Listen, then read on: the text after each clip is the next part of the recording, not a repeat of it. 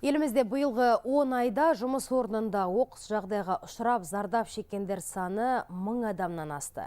Яғни күніне 3-4 адам жұмысқа өз аяғымен келіп, үйіне мүгедек күйде оралады, аман қалса әрине. Себебі жазатайым оқиға кезінде жан тапсырып жатқандар да аз емес.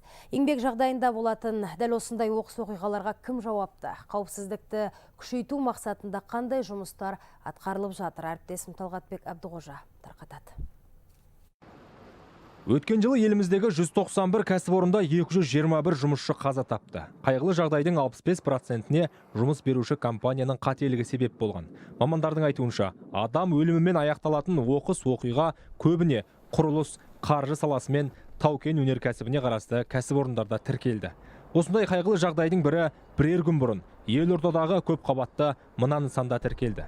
Жоғары қабатқа жүк көтеретін лифтінің тросы үзіліп, 32 жастағы құрылысшы оқиға орнында мерт болды. Қайғылы жағдайға байланысты қылмыстық іс қозғалған.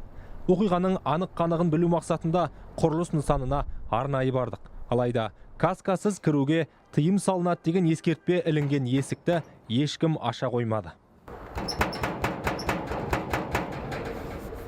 Былтыр елордада 15 адам жұмыс орнында қаза тапты. Қайғылы оқиғаның 12-сі құрылыс нысанында тіркелген. Әрине, қауіпсіздікті сақтауға жұмыс берушімен қатар жұмысшының өзі де жауапты. Өйткені олар еңбек қауіпсіздік техникасының қарапайым ережесін біле тұра сақтамайды.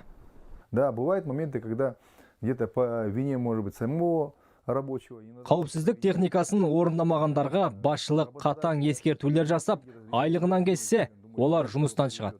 Өйткені өзінің қауіпсіздігі үшін жасалып жатқан жағдайды елеп екшей бермейді. Оның үстіне нарықта құрылысшы жетіспейді. Олар бір құрылыс компаниясынан кетіп, екіншісіне оп-оңай орналаса алады. Сондықтан бригадирлер көбіне жақсы маманнан айырылмау үшін осындай кемшіліктерге көз жұма қарайды. Әрине, жұмысшының қауіпсіздігіне немқұрайлы қарайтын компанияларда жоқ емес. Бүгінге дейін еңбек инспекторларының талабы бойынша жұмысшының қауіпсіздігін ескермеген 47 лауазымды тұлға қызметінен босатылды. 11 құрал жабдықтың, 2 өндірістік нысанның және 7 ұйымның жұмысына тыйым салынды.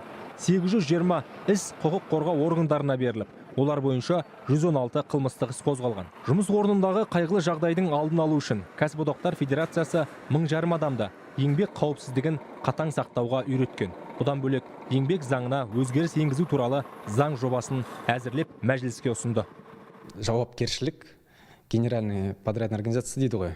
Бірыңғай солардың жауапкершілігінде болу үшін 184-ші еңбек кодексінің бабында толықтырылған жақсы бір тармақшалар қосылып енгізіп отырмыз. Құрылыс саласындағы генподрядтар бұл жаңағы субподрядный организацияның қарамауындағын дегенде сөйтіп шығып кетіп отырады. Еңбек қорғау айта тұрмақ, қарапайым еңбек келісімшарттары жоқ. Жауапты органдар атқарған жұмыстың нәтижесінде биыл өндірісте жарақат алу дерегі 13, ал өлім саны 23%-ке азайған. Десе де, бүгінде елімізде 300 мың адам қауіпті еңбек жағдайында жұмыс істейді. Жылына 300 адам жұмыс орнында мерт болады. 1000-нан астам адам мүмкіндігі шектеулі жанға айналады. Өкінішті әрине. Талғатбек Әбдіғожа, Марат Кураков, Хабар 24.